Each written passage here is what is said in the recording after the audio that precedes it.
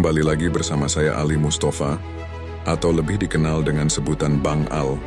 Kali ini kita akan membahas sejarah ulama fenomenal Muhammadiyah dari Banaran, Galur Kulon Progo, yaitu Pak Air. Nama tersebut yang umum masyarakat ketahui. Mari kita simak baik-baik kisah hidup sang ulama Muhammadiyah. Kiai Haji Abdul Razak Fakhruddin adalah pemegang rekor paling lama dalam memimpin Muhammadiyah, yaitu selama 22 tahun. Dari tahun 1968 sampai 1990, Kiai Haji Abdul Razak Fakhruddin, yang lebih dikenal sebagai Pak Air Fakhruddin, merupakan sosok pemimpin Muhammadiyah yang sangat berpengaruh dan berdedikasi. Lahir di Pakualaman, Yogyakarta pada 14 Februari 19, 4 tahun setelah Muhammadiyah berdiri tahun 1912. Nama lengkapnya adalah Abdul Razak Fakhruddin.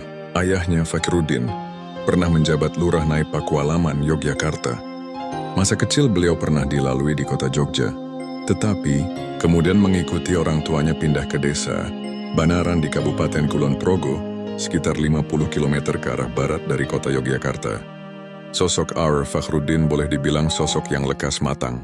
Pendidikannya di Standard School Muhammadiyah di Bausasran, Yogyakarta hanya sampai kelas 2. Kemudian ia pindah ke tingkat sekolah yang sama di Kota Gede, hingga tamat pada tahun 1928. Sembari belajar di sekolah umum, Air Fakhruddin juga belajar agama di Madrasah Muallimin Muhammadiyah sambil merangkap di malam hari di Madrasah Wusho Muhammadiyah. Lalu ia juga sekolah di Madrasah Darul Ulum Muhammadiyah di Sugalur, Galur Kulon Progo. Ketika duduk di kelas 2 Madrasah Darul Ulum, Air Fakhruddin diminta menemani gurunya, Kiai Dawam Rozi, untuk bertugas ke Sumatera, tepatnya di Talang Balai Tanjung Raja, Ogan Kemering Ilir, Oki, Sumatera Selatan, pada tahun 1935. Di sana ia diminta mengajar di SD, Muhammadiyah dan Wusto tingkat menengah, Muallimin Muhammadiyah. Sebenarnya mengajar di luar Jawa merupakan tugas yang diemban oleh Kiai Dawam Rozi, yang sebagai tamatan Muallimin wajib mengabdikan ilmunya beberapa lama di pelosok daerah. Sebagai anak orang kaya, Kiai Dawam Rozi enggan memenuhi tugas itu.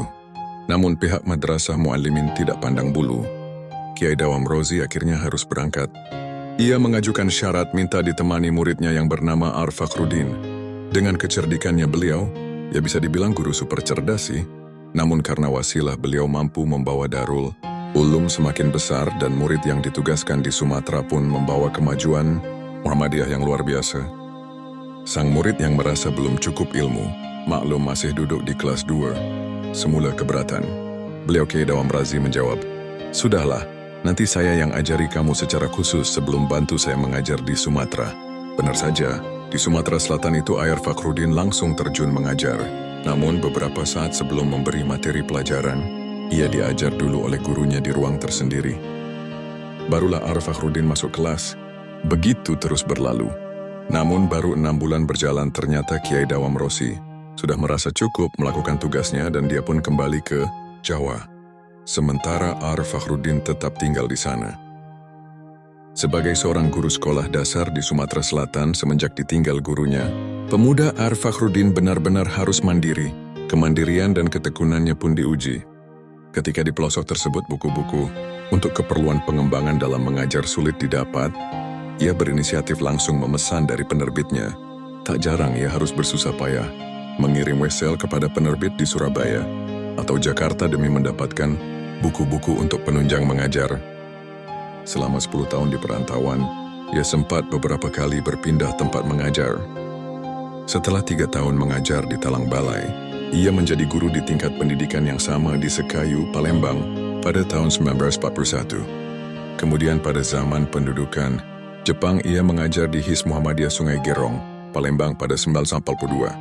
Pada akhir pengembaraannya itu, ia pindah mengajar di Muara Meranjat, Tanjung Raja, Oki, sampai tahun 1944. Sepulang ke Jawa, Air Fakhruddin mengajar selama 2 tahun.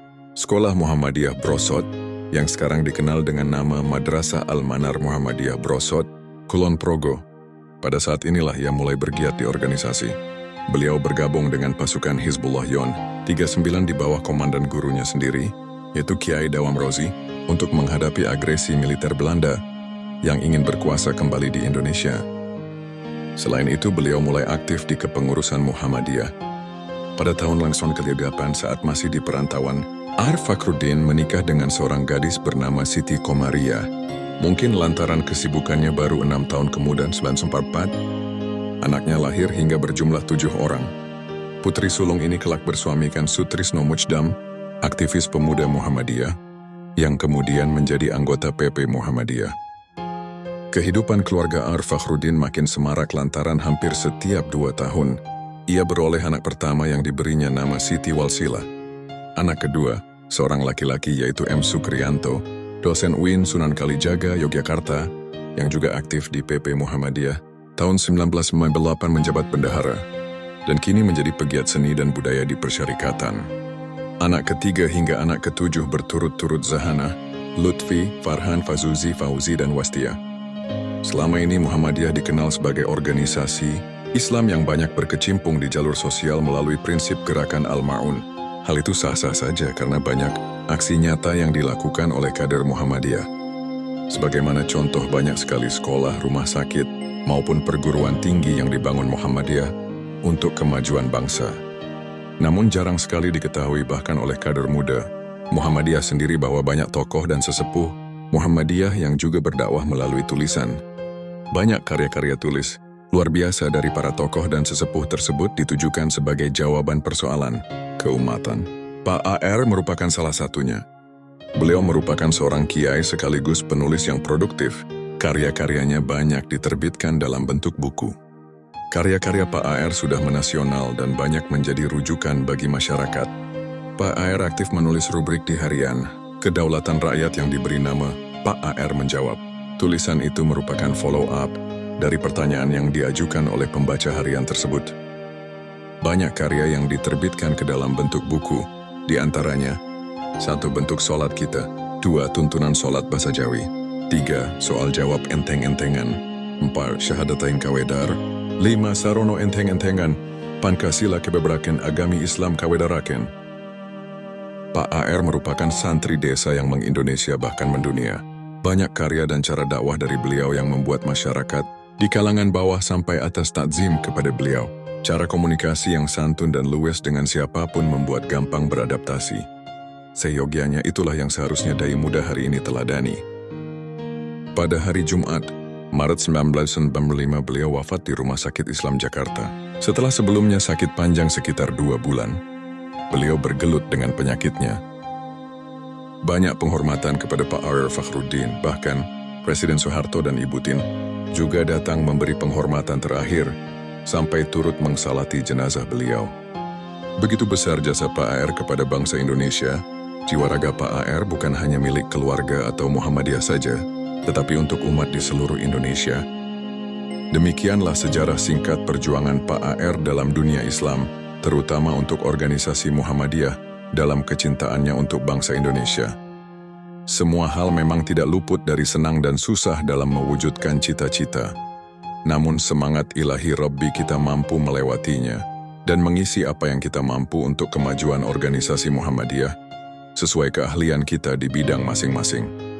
Salam sehat untuk kita semua dari saya Bang Al. Wassalamualaikum warahmatullahi wabarakatuh.